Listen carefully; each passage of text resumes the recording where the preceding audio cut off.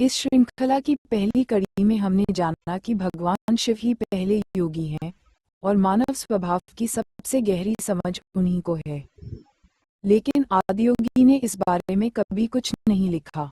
उन्होंने 7 ऋषियों को चुना और उनको योग के अलग अलग पहलुओं का ज्ञान दिया, जो योग के 7 बुनियादी पहलू बन गए। वक्त के साथ इन 7 रूपों से सैकड़ों शाखाएं निकल आईं।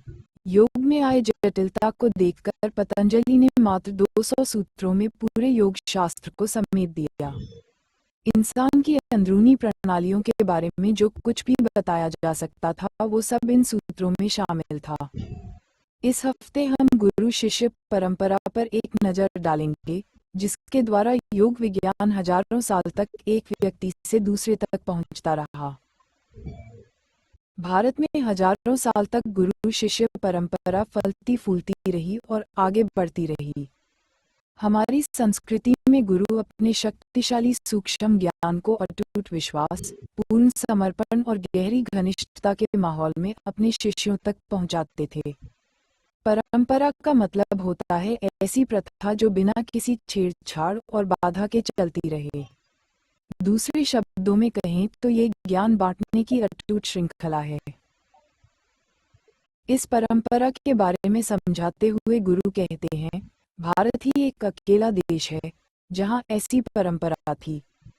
जब किसी को अंतर्ज्ञान प्राप्त होता है तो वह किसी ऐसे व्यक्ति को खोजता है जो पूरी तरह से समर्पित हो, जिसके लिए सत्य का ज्ञान अपनी जिंदगी से बढ़कर हो। वह ऐसे समर्पित व्यक्ति को खोजकर उस तक अपना ज्ञान पहुंचाता है। ये दूसरा व्यक्ति फिर ऐसे ही किसी तीसरे व्यक्ति की खोज कर उस तक वह ज्ञान पहुंचाता है। ये सिलसिला बिना किसी बाधा के हजारों साल तक लगातार चलता रहा। इसी को गुरु शिष्य परंपरा कहा जाता है। किसी इंसान को अनुभव के एक आयाम से दूसरे आयाम में ले जाने के लिए एक ऐसा साधन या उपाय चाहिए जिसकी तीव्रता और ऊर्जा का स्तर आपके मौजूदा स्तर से ऊपर हो। इसी साधन को हम गुरु कहते हैं। हालांकि उन प्राचीन लोगों को लिखना आता था, लेकिन जिंदगी के आध्यात्मिक पहलुओं को कभी लिखा नहीं जाता था, क्योंकि एक बार लिख देने पर तमाम गलत लोग उसको पढ़कर उसका गलत मतलब निकालते। सिर्फ वैसे ही इंसान को इसकी जानकारी होनी चाहिए जो अनुभव के एक खास स्तर तक पहुंच चुका हो, दूसरों को नहीं। इसलिए इस तरीके से उस ज्ञान का प्रसार होता था। जब गुरु शिष्य परंपरा टूटने लगी, तब उन्होंने आध्यात्मिक सत्य को लिखना शुरू किया। उसके पहले तक ये कभी लिखा नहीं गया था। जब आपने कुछ लिख दिया तो उन ग्रंथों को सबसे पहले विद्वान शोधकर्ता पढ़ते हैं। एक बार जब यह इन विद्वानों के हाथ लग गया तो समझिए बस सब खत्म, सत्य समाप्त हो गया। योग एक विज्ञान है जो किसी इंसान को इस लायक बनाता है कि वह 5 इंद्रियों के परे जाकर अपनी असली प्रकृति को जान सके। ऐसा करने के लिए जरूरी है कि उसको आवश्यक ऊर्जा का सहारा मिले। गुरु समझाते हैं, आपने जिस चीज का कभी अनुभव न किया हो वो आपको बौद्धिक रूप से नहीं समझाई जा सकती। उसे समझाने के लिए आपको अनुभव के एक बिल्कुल अलग आयाम में ही ले जाना होगा।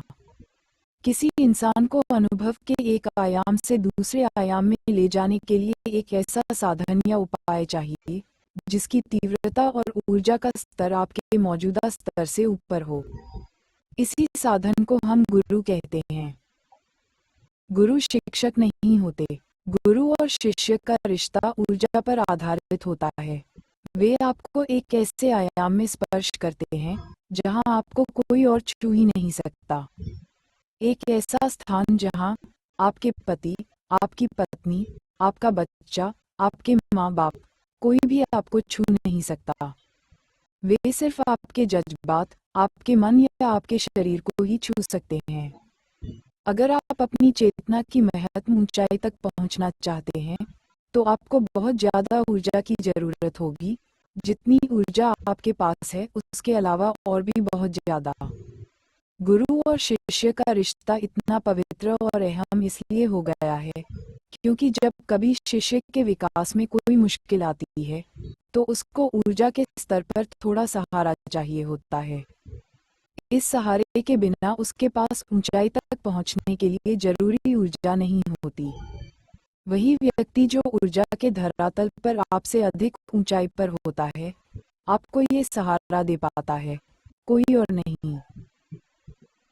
गुरु ने योग के प्रसार में मदद के लिए कई साधन तैयार किए हैं।